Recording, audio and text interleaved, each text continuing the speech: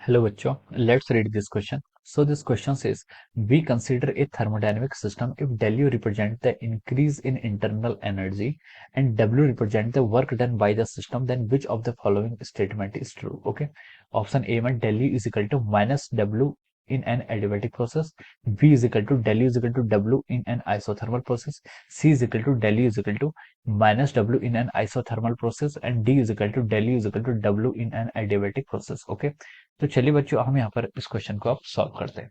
तो देखिए बच्चों इस क्वेश्चन का की कॉन्सेप्ट आप क्या लिख सकते हैं। The key concept of this question इस क्वेश्चन में हमसे बोला गया कि देखिए डेल्यू आपका इंक्रीज इन इंटरनल एनर्जी को डिफाइन करता है, डब्ल्यू आपके वर्क डन डिफाइन करता है। तो हम बता दें कि कौन सा स्टेटमेंट आपका ट्रू है फॉर एनी थर्मोडायनेमिक सिस्टम। ठीक है, तो देखिए इस क्वेश्चन का हम की कॉन्सेप्ट लिख सकते हैं कि this question based upon our first law of thermodynamics. ठीक है, ये कहाँ पर बेस्ड आपका फर्स्ट लॉ ऑफ थर्मोडायनेमिक्स पर इन दिस क्वेश्चन आपका बेस्ड है। ठीक है, this is based upon our first law of thermodynamics. ठीक है, ये आपका फर्स्ट लॉ ऑफ थर्मोडायनेमिक्स पर ये आपका बेस्ड क्वेश्चन है। ओके, अब देखिए फर्स्ट लॉ ऑफ थर्मोडायनेमिक्स क्या कहती है। फर्स्ट लॉ ऑफ थर्मोडायनेमिक्स कहती है कि आपका जो डीक्यू, अगर आप किसी सिस्टम को डीक्यू सिस्टम की हीट देते हैं, ठीक है, if you give this dQ heat to any system, तो कुछ एनर्जी उसकी इंक्रीज इन इंटरनल एनर्जी में चेंज होती है और कुछ एनर्जी से वो क्या करता है, आपका वर्क करता है। ठीक है, dq is equal to over du plus W. ठीक है, ये आपका क्या होता है, फर्स्ट लॉ ऑफ थर्मोडायनेमिक्स का मैथमेटिकल एक्सप्रेशन है।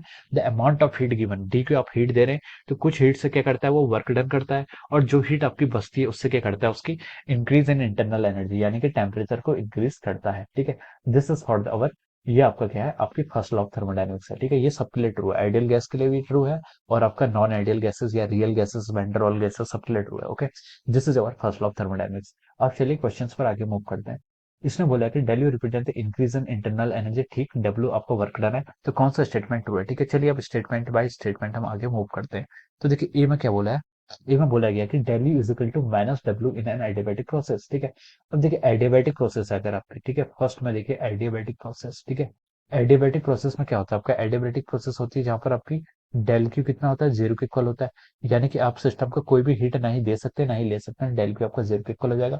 डेल क्यू अगर आपका जीरो के इक्वल हो गया तो हम यहाँ से क्या लिख सकते हैं, आपका जो आपका डेल यू आएगा, डेल यू किसका आएगा, del U plus W is equal to zero. ठीक है, यहाँ से क्या इन्फेरेंस निकला, आपका del U is equal to over minus of W, यानी कि इसका मतलब यह है कि आपका जो सिस्टम वर्क करेगा वो क्या करेगा, इसकी सिस्टम की जो इंटरनल एनर्जी है उसकी कॉस्ट पर करेगा। ठीक है, इसकी इंटरनल एनर्जी डिक्रीज होगी तब जाके सिस्टम क्या करेगा, आपका वर्क कर पाएगा। ठीक है, तो ये आपका एडियाबैटिक प्रोसेस के लिए आ जाता है। ठीक है, तो ये आपको देखिए ऑप्शन ए में बिल्कुल दिया हुआ है। ठीक है, तो हम बोल सकते हैं कि yes this is the right. ठीक है, डेली आपको मतलब चेंज इन इंटरनल एनर्जी आपका नेगेटिव ऑफ वर्क डन के इक्वल आएगा। ठीक है, यानी कि आपका क्या हो रहा है, यहाँ पर work done on the system हो रहा है, आप बेसिकली ये कह सकते हैं। ठीक है, अब चलिए बी पर मूव करिए। बी ऑप्शन में क्या बोला इसने, del U is equal to W in isothermal process. ठीक है, del U is equal to W in isothermal process. ठीक है, ये आपका रॉन्ग हो जाएगा। ठीक है, आइसोथर्मल प्रोसेस क्या होती है, जहां पर आपका टेम्परेचर कांस्टेंट है, टेम्परेचर कांस्टेंट है इसका मतलब डीटी की वैल्यू जीरो के इक्वल होनी चाहिए। ठीक है, और डीटी डीयू क्या होता है, डीयू हम डिफाइन करते हैं एमसीवी डीटी। ठीक है, आइडियल गैस के लिए। ठीक है, आपका यहाँ से डी टू तो जीरो हो गया, डी जीरो हो गया, तो उसका मतलब आपका डीयू की वैल्यू जीरो होनी चाहिए। ठीक है, तो डीयू की वैल्यू जीरो होनी चाहिए, डीडब्ल्यू के इक्वल नहीं हो सकती, तो ऑप्शन डी यहाँ से क्या हो जाएगा, आपका रॉन्ग हो जाएगा।